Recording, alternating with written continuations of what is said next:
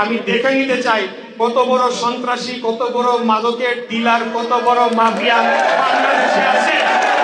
আমরা নিশ্চয়ই যেখানে যাব সেখানে আগে ছিল যুবলীগ, তারপরে তমুক লীগ, তারপরে শহীদ চেয়ারম্যান, অমুক ডাকাইত শহীদ, বহু সন্ত্রাসী দেখেছি। সব সন্ত্রাসীদেরকে, কোন সন্ত্রাসীদেরকে আগামী বাংলাদেশে আমরা প্রশ্রয় দেব না। এটা আমাদের স্পষ্ট কথা। এটা আর হবে না। বাংলাদেশ হবে জনগণের বাংলাদেশ। আমরা কেন এই কঠোর অবস্থানে যেতে চাই? এর মাধ্যমে যত ধরনের অবৈধ কার্যকলাপ, ব্যবসাপাতি একটা এলাকায় হয়, মাদক সহ অন্যান্য চাঁদাবাজি যা যা আছে, গণপরিবহন, এগুলা যখন বন্ধ হবে তখন আমাদের আইন শৃঙ্খলা পরিস্থিতি ধীরে ধীরে ভালো হবে এবং এখানে একটা বসবাসের জন্য আমরা নগরী গড়ে তুলতে পারবো।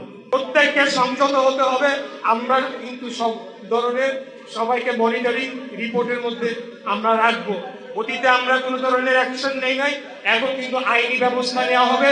আমরা আমাদের এত সুন্দর দল, এত জনপ্রিয় দলকে কিছু লোকজন এসে নষ্ট করবে, আমরা সবাই ক্ষতিগ্রস্ত হব। এটা হতে দেওয়া হবে না।